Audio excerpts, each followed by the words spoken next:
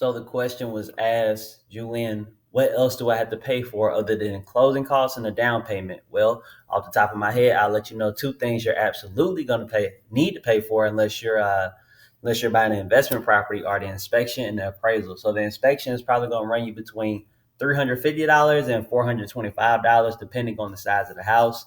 The bigger you go, the more expensive it is. I think once you go over 5,000 square feet, it's probably going to be around like 600 to 800 right off the top. If you're getting around 10,000 square feet, it's going to be 800 to 1,000. So what is the inspection for?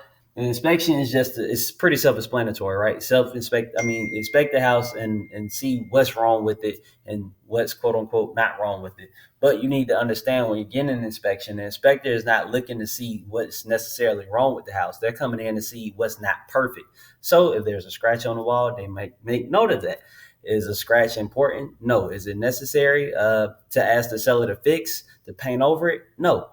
So when you're looking at your inspection report, always be aware of that. So the inspector is just looking to see what's not perfect, what's not necessarily to see what's wrong and what needs to be fixed.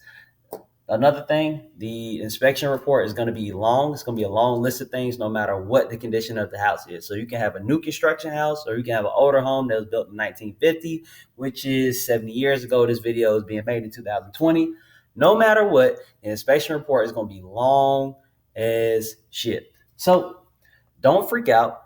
Always expect that and always go through and see what are the things that absolutely need to be fixed. If it's not that important, leave it alone, because the more you ask for to be fixed from the seller, the less likely they are to accept your offer. And if you don't know how this works, typically after you get the inspection report, you'll go through, you'll look at what you want the seller to fix, because most times the sellers are responsible for fixing the house.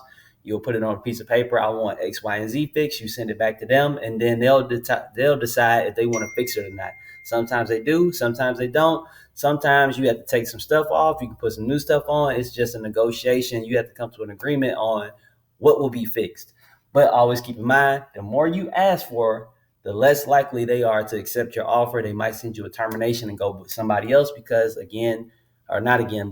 these sellers are coming out of their pocket to fix what you tell them to fix. So they only got $500 to their name and you're asking for $1,500 worth of repairs.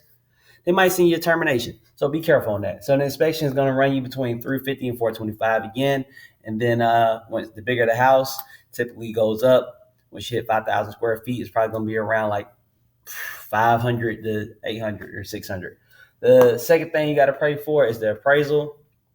This typically runs between $500 and $600. Usually with my folks, they pay about $525, $550 most times. What is an appraisal? Well, an appraisal is when the bank sends somebody out there to determine the value of the home. Now, why would they do that? Because they don't want to lend you too much money on the house, because if you cannot pay them back, then they are at a loss. What do I mean by that? If the house is worth $100,000 and they lend you $120,000 to buy the house, guess what? If you cannot pay them back and you only paid the loan down from 120 to 110, now they're stuck with a house that's only worth $100,000 and they have 110 on it. So when they go to sell it and they get the maximum price of 100, they're at a loss. And we're not even accounting for selling expenses such as closing costs and commissions.